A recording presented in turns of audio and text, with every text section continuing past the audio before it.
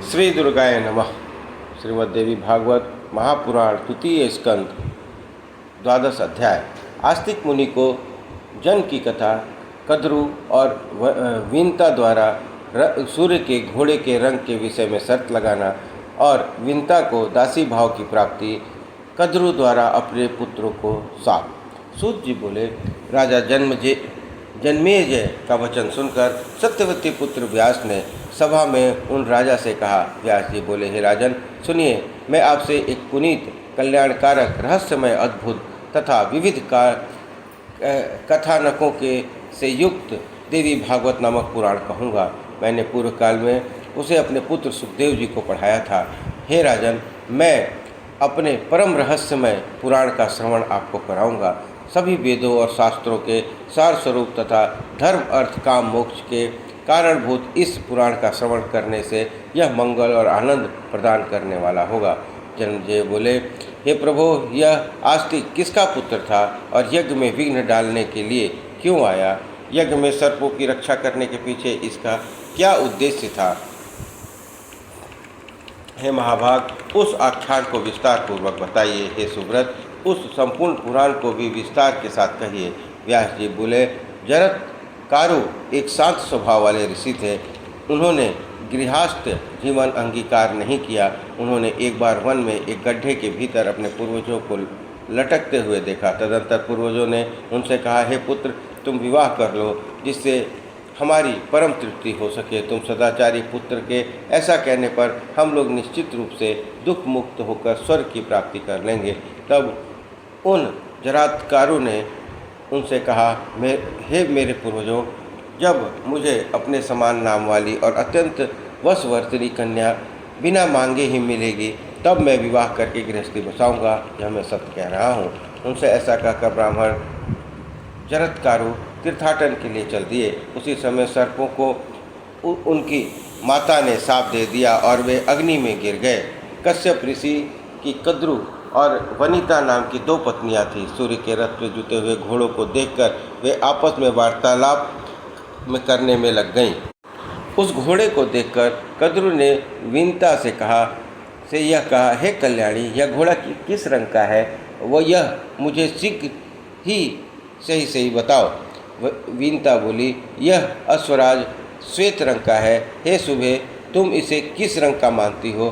तुम भी इसका रंग बता दो। तब हम दोनों आपस में इस पर शर्त लगाए। कद्रु बोली, हे शुभ मुस्कान वाली, मैं तो इस घोड़े को कृष्णवर्ण का समझती हूँ। हे महामिनी, आओ मेरे साथ शर्त लगाओ। जो हारेगी वह दूसरे की दासी होना स्वीकार करेगी। सूत जी बोले, कुद्रु ने अपनी सभी आज्ञाकारी सर्वपुत्रों से कहा कि तुम सभी लिपटकर उस घोड़े के शरीर में जितने बाल हैं उन्हें काला कर दो। उनमें से कुछ सर्पों ने कहा कि हम ऐसा नहीं करेंगे।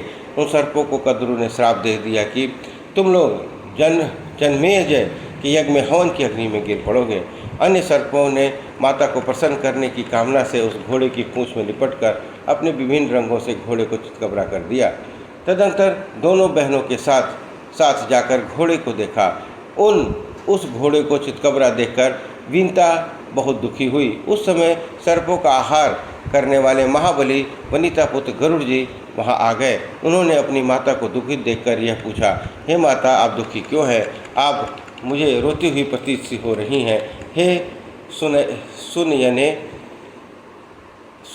सुनयने, मेरे एवं सूर्य सारथी अरुण सदृश पुत्रों के जीवित रहते यदि आप दुखी हैं तो हमारे जीवन को धिक्कार है। यदि माता ही परम दुखी हो तो पुत्र उत्पन्न होने का क्या लाभ? हे माता, आप मुझे अपने दुख का कारण बताइए, मैं आपको दुख से मुक्त करूंगा। वनिता बोली, हे पुत्र, मैं अपनी सौत की दासी हो गई हूँ, अब व्यर्थ में ही मारी गई।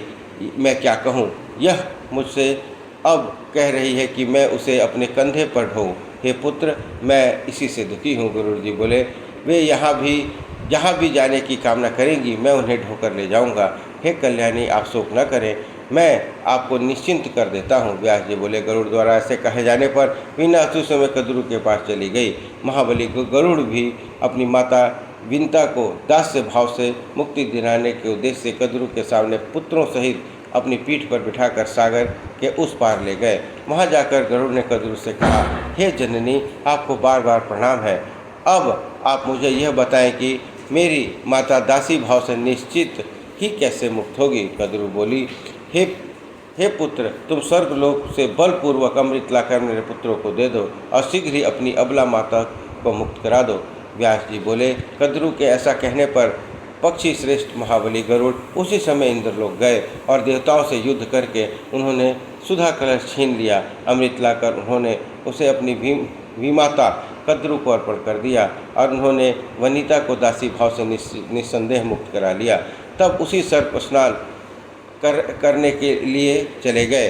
तब इंद्र ने अमृत चुरा लिया। इस प्रकार गरुड़ के प्रताप से विनता दासी भाव से छूट गई। अमृत घट के पास कुछ बिछे हुए थे, उसे सर्प अपनी जीभा से चाटने लगे।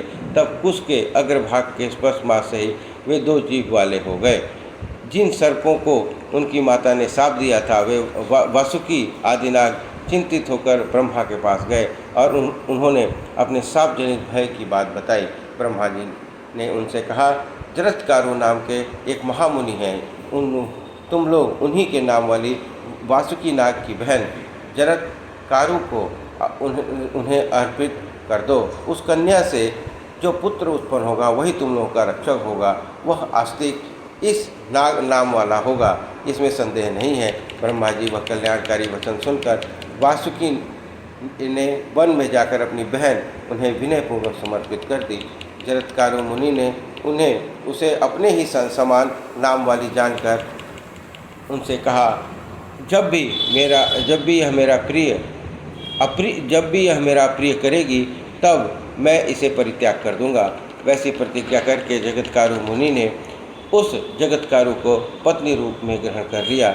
वासुकी नाग भी अपनी बहन उन्हें प्रदान कर आनंद पूर्वक अपने घर लौट गए। हे परतम मुनि, जगत्कारु उस महावन में सुंदर पर्णकुटी बनाकर उसके साथ रमण करते हुए सुख भोगने लगे। एक समय मुनि से जगत्कारु भोजन करके विश्राम कर रहे थे। वासुकी की बहन सुंदरी जगत्कारु भी वहीं बैठी हुई थी। मुनि ने उससे कहा, हे कांते, तुम मुझे किसी भी प्रकार जगाना मत। उस सुंदर दांतों वाली ने ऐसा कहकर वे मुनि सो गए। सूर्य अस्ताचल को प्राप्त हो गया। संध्या वंदन का समय उपस्थित होने पर धर्मलोक के भय से डरी हुई जगत्कारु सोचने लगी, मैं क्या करूं, मुझे शांति नहीं मिल रही है। यदि मैं इन्हें जगाती हूं तो मेरा परित्याग कर देंगे और यदि नहीं जगाती हूं तो सायंकाल व्यर्थ ही चला जाएगा। धर्मनाश की अपेक्षा त्याग श्रेष्ठ है, क्योंकि मृत्यु तो निश्चित ही है। धर्म के नष्ट होने पर मनुष्य को निश्चित ही नरक में जाना पड़ता है। ऐसा निश्चय करके उस स्त्री ने उस मुनि को जगाया और कहा, हे सुव्रत, उठिए उठिए, अब संध्या काल भी उपस्थित हो गया है। जागने पर मुनि जगत्कारु ने क्रोधित होकर उसे कहा, अब मैं जा रहा हूँ और मेरी निद्रा में विघ्न डालने वाली तुम अपने भाई वासुकी के घर चली जाओ। मुनि के ऐसा कहने पर भय से कांपती ही उसने कहा, हे महातेजस्वी, मेरे भाई ने जिस प्रयोजन से मुझे आपको सौंपा था वह प्रयोजन अब कैसे सिद्ध होगा। तदंतर मुनि ने सापचित होकर जरत्कारु से कहा, वह तो है ही। इसके बाद मुनि के द्वारा परित्युक्त वह कन्या वासुकी के घर चली गई। भाई वासुकी के पूछने पर उसने पति द्वारा कही गई बात उसे यथावत कह दी और वह यह भी बोलने लगी, अस्ति। ऐसा कहकर वे मुनि श्रेष्ठ मुझे छोड़ चले गए। यह सुनकर वासुकी ने सोचा कि मुनि सत्यवादी हैं। तत्पश्चात पूर्ण विश्वास करके उन्होंने अपनी बहन को अपने यहाँ आश्रय प्रदान किया था। हे कुरुश्रेष्ठ, इस समय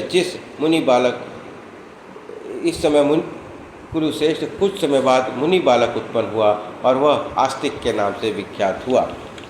हे नृपश्रेष्ठ, पवित्र आत्मा वाले उन्हीं आस्तिक मुनि ने अपने मातृपक्ष की रक्षा करने के लिए आपका सर्प यज्ञ रुकवाया था। हे महाराज, यायावर वंश में उत्पन्न और वासुकी की बहन के पुत्र आस्तिक का आपने सम्मान किया, यह बड़ा ही उत्तम काम किया। हे महाबाहो, आपका कल्याण हो। आपने संपूर्ण महाभारत सुना, नानाविध दान किए और मुनिजनों की पूजा की। हे भूप श्रेष्ठ, आपके द्वारा इतना महान पुण्यकर्म किए जाने पर भी आपके पिता स्वर्ग को प्राप्त नहीं हुए हैं और न आपका संपूर्ण कुल ही प्राप्त पवित्र हो सका है। अतः हे महाराज जनमेजय, आप भक्ति भाव से युक्त होकर देवी भगवती का एक विशाल मंदिर निर्माण कराइए, जिसके द्वारा आप समस्त सिद्धियों को प्राप्त करेंगे।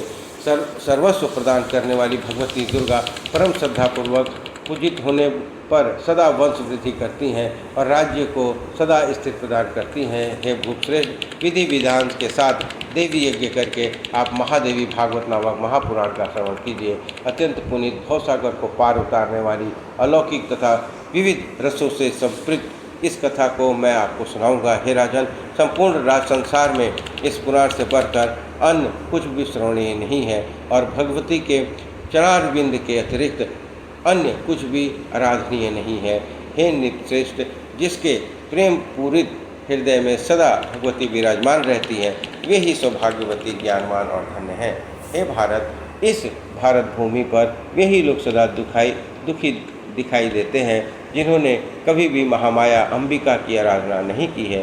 हे राजन, ब्रह्मा आदि सभी देवता भी जिन भगवती की आराधना में सर्वदा लीन रहते हैं, उनकी आराधना भला कौन मनुष्य नहीं करेगा। जो मनुष्य इस पुराण का नित्य श्रवण करता है, उसकी सभी कामनाएं पूर्ण हो जाती हैं। स्वयं भगवती ने भगवान विष्णु के समक्ष इस अति श्रेष्ठ पुराण का वर्णन किया था। हे राजन, इस पुराण के श्रवण से आपके चित्त को परम शांति प्राप्त होगी और आपके पितरों को अक्षय स्वर्ग प्राप्त होगा। इस प्रकार 10वां अध्याय संपन्न हुआ। बोलो दुर्गा महारानी की जय।